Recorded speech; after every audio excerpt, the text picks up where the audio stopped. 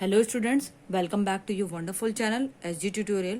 In this lecture, we will study about combination of error. पहले तो हम ये देख लें कि कॉम्बिनेशन किस तरीके के हैं. सपोज ये A और B हैं, हमारी दो फिजिकल क्वांटिटीज़ हैं. उनके कॉम्बिनेशन क्या क्या हो सकते हैं? A plus B, A minus B, A divided by B and A B. इस तरीके के हमारे कॉम्बिनेशन होंगे. तो इनके जो रिजल्टेंट होगा, ठीक है, जो भी रिजल्टेंट हमारा मिलेगा मुझको, तो मैं उसका क्या करना है, मुझे एरर फाइंड आउट करनी है. तो वो एरर कैसे निकालना है आज हम इस वीडियो में देखेंगे. ठीक है, लेट्स स्टार्ट. फर्स्ट केस हम कंसिडर करेंगे एडिशन का. ठीक है, ना सपोज मेरे पास दो फिजिकल क्वांटिटीज हैं ए एंड बी. जब मैंने इनको मेजर किया तो इसकी वैल्यू आई with absolute error A plus delta A और बी की वैल्यू क्या आई, बी प्लस डेल्टा बी. ये जब मैंने इनको मेजर किया तो जब मुझे इनका मैंने बोला सम की अगर हम बात कर रहे हैं, सपोज जेड इसका रिजल्टेंट हो गया ए प्लस बी का रिजल्टेंट. तो मुझे इसकी absolute error means delta Z मेरे को फाइंड आउट करना है. डेल्टा ए और डेल्टा बी ये इसका गिवन होगा क्वेश्चन में. ठीक है, सो देखते हैं कैसे करना है. तो अगर मैं इसकी बात करूं Z plus delta Z equal to A की वैल्यू फाइंड आउट क्या पता ही है मुझे, ए प्लस डेल्टा ए, इसका बी प्लस डेल्टा बी.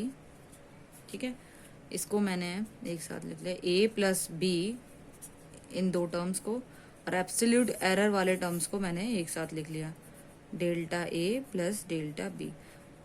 तो ये एब्सोल्यूट एरर हो गया. इसको इसके साथ कंपैरिजन किया, डेल्टा जेड की वैल्यू क्या आ गई, delta Z is equal to delta A plus delta B. Okay, तो ये हमारा क्या हो गया, ये एडिशन के केस में हो गया. तो क्या सब्सट्रैक्शन के केस में डिफरेंट होगा? ठीक है, लेते हैं z is equal to a minus B. A की एब्सोल्यूट वैल्यू मेजर्ड वैल्यू क्या थी, a plus delta A minus B plus delta B, ऐसे कुछ था. तो जब मैं इसको ओपन किया, a माइनस बी डेल्टा ए, ये माइनस, लेकिन एब्सोल्यूट एरर कभी भी नेगेटिव नहीं होती है, तो इसको मैं क्या लूँगी, डेल्टा बी ही लूँगी. तो इसकी जो वैल्यू हो जाएगी ये z डेल्टा z, इधर डेल्टा z, तो डेल्टा z मेरा क्या आया, यही आया, सेम आया, delta A plus delta B. अच्छा, मुझे लग रहा है मैंने शायद आपको लास्ट लेक्चर में ये बताया नहीं है कि जो एब्सोल्यूट एरर होती है हमेशा पॉजिटिव होती है. तो एक काम कर लीजिए, उसकी आप लिख लीजिए यहाँ पर नोट बना के. ठीक है, तो नोट बना लीजिए. ठीक है, absolute error delta A will always be positive. ये मैंने यहाँ पर मॉड्यूलस लगाया है. ठीक है, मॉड्यूलस इसलिए लगाया है, ये आपको पता ही होगा कि जब भी मॉड्यूलस के अंदर कोई भी वैल्यू होती है, ठीक है, वो पॉजिटिव कर देता है उसके लिए. ये बहुत ही बेसिक सी चीज़ है जो आपको पता होगा. ठीक है, तो जब यहाँ पर ये सपोज यहाँ पर जब मॉड्यूलस लगा होगा तो ये जब माइनस इसके साथ गया होगा तो वो कैंसिल आउट हो गया होगा, वो इसको पॉजिटिव कर देगा. तो इस तरीके से इन द सब्सट्रैक्शन के केस में भी आपका क्या रहेगा, एब्सोल्यूट एरर यही आएगा, पॉजिटिव ही होगा, ऐड ही होगा एब्सोल्यूट एरर, सम के केस में भी, सब्सट्रैक्शन के केस में भी. चलिए फिर इस पे एक क्वेश्चन कर लेते हैं हम लोग. ये मेरे पास एक क्वेश्चन है. The temperature of two bodies measured by a thermometer are T1 is equal to 20 degree centigrade plus 0.5 degree centigrade and T2 is this. Calculate the temperature difference and error. तो पहला टेम्परेचर हमने note down कर लिया 20 degree centigrade plus minus 0.5 degree centigrade. ये क्या है, absolute error है. ये प्लस माइनस क्यों लगा, ये क्योंकि मॉड्यूलस में होता है. ठीक है, तो प्लस माइनस वैल्यू आती है इसमें. ठीक है, next T2 is what, 50 degree centigrade plus minus 0.5 degree centigrade. इसने मेरे को क्या बोला है, डिफरेंस फाइंड आउट करना है, टेम्परेचर का डिफरेंस फाइंड आउट करना है. तो टेम्परेचर डिफरेंट वैसे ही T1 माइनस T2 मैंने यहाँ पर लिख लिया. तो 20 डिग्री, अब बार बार डिग्री नहीं लिख रही हूँ, 0 पॉइंट डायरेक्ट वैल्यू लिख रही हूँ. ठीक है, plus minus 50 degree plus minus 0.5। Okay, फिर इसमें क्या है कि T2 इस ये वैल्यू ज़्यादा बड़ी है इससे, तो मैं इसको क्या कर दूंगी, T2 माइनस T1 कर दूंगी, T2 माइनस T1। ठीक है, तो 50 माइनस 20 कितना हो गया, 30। अब मैंने इसको ओपन किया 0.5। अब ये इससे माइनस माइनस क्या हो गया, प्लस, ये अपने आप ही ऑटोमेटिकली पॉजिटिव कर लेगा अपने आप को, तो 0.5 तो 30 degree plus 1 degree centigrade plus minus. ठीक है, तो ये हमारा 1 डिग्री सेंटीग्रेड इसका एब्सोल्यूट एरर आया and 30 degree centigrade temperature difference आया। ठीक है, ये आपको समझ में आ गया। अब हम पढ़ेंगे दूसरा कॉम्बिनेशन प्रोडक्ट का एंड डिवीजन का। ओके, चलिए लिख लेते हैं इसको। Again physical quantity A and B, measured value A plus delta A and B plus delta B. Product consider करना है हमें, z is equal to A into B. Okay, अब एब्सोल्यूट एरर फाइंड आउट करनी है तो वही same तरीका, delta z equal to A plus delta A B plus delta B. इसको क्या करेंगे, इसका प्रोडक्ट कर देंगे A B, A delta B, delta A B plus delta A delta B. ठीक है, अब क्या करना है मेरे को, इसको क्या करेंगे हम z से मल्टीप्लाई कर देंगे। ठीक है, दोनों तरफ LHS और RHS दोनों तरफ z से मैंने मल्टीप्लाई कर दिया। यहाँ से z कैंसिल, तो यहाँ पर मेरे को क्या मिलता है, 1 plus delta z by z। ठीक है, यहाँ से ए बी बाई z, लेकिन z की वैल्यू क्या है, z की वैल्यू, एक मिनट मैं इससे लिखती हूँ, z की वैल्यू क्या है, ए बी, तो ये ए बी से ए बी कैंसिल, तो यहाँ पर क्या हो जाएगा 1।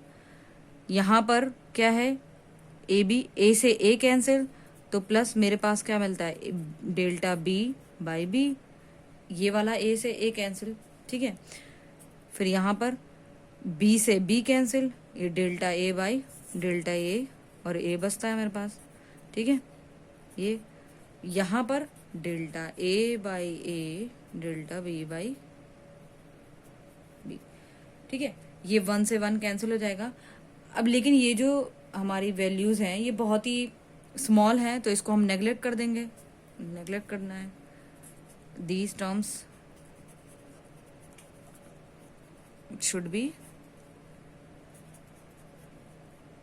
should be neglected।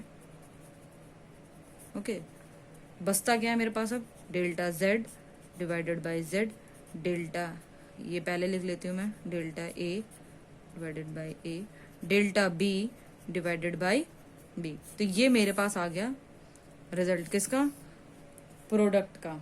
ठीक है, लेकिन आपको याद है ये delta z divided by z क्या है, ये मेरी रिलेटिव एरर आई है, रिलेटिव एरर, क्योंकि एब्सोल्यूट एरर कितनी थी, वो सिर्फ डेल्टा z थी, याद है ना, delta z divided by true value. ठीक है, ये वो एब्सोल्यूट रिलेटिव एरर यही तो है। ठीक है, तो चलिए फिर आगे देखते हैं इसके बारे में। तो इसका एक रूल बन गया, when two quantities are multiplied और डिवाइड।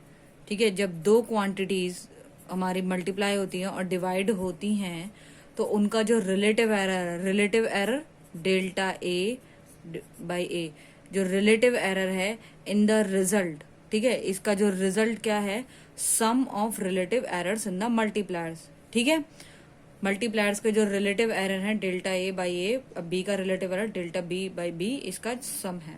ठीक है, इसके ऊपर एक क्वेश्चन कर लेते हैं हम लोग, चलिए लिखती हूँ मैं। तो मेरे पास ये क्वेश्चन है, the resistance is equal to R is equal to V by I, where V is equal to this and I is equal to this. Find the percentage error.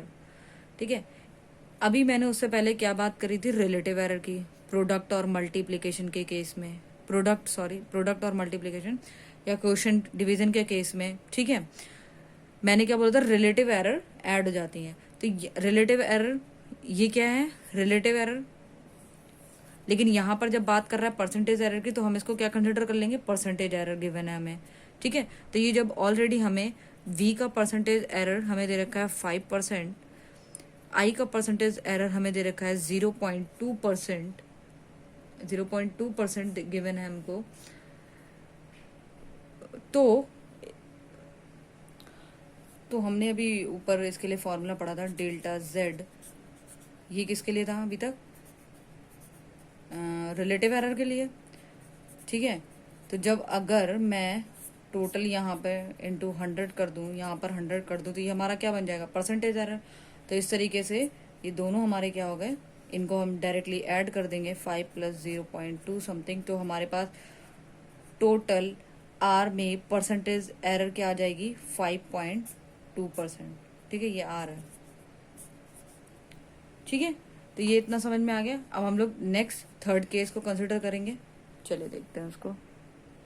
तो हमारे पास नेक्स्ट थर्ड केस जो है ये last है, error in case of a measured quantity raise to a power A, to a power. Suppose z is equal to A, हमें given है a की power 2, ठीक है। मैं इसको क्या लिख सकती हूँ, a इंटू ए, प्रोडक्ट में के फॉर्म में। प्रोडक्ट के फॉर्म में मैंने क्या बताया था, हम क्या फाइंड आउट करते हैं, relative error. Relative error easily find out कर सकते हैं, तो इसका relative error delta A by A, और ये plus delta A by A, ये क्या हो गया 2 डेल्टा ए बाई ए। तो मेरे को क्या मिला, जब हम पावर के टर्म्स में हमें गिवन है जितना पावर यहाँ उतना ही 2 टाइम्स हो गया, तो इसको क्या लिख सकते हैं हम, हेंस द रिलेटिव एरर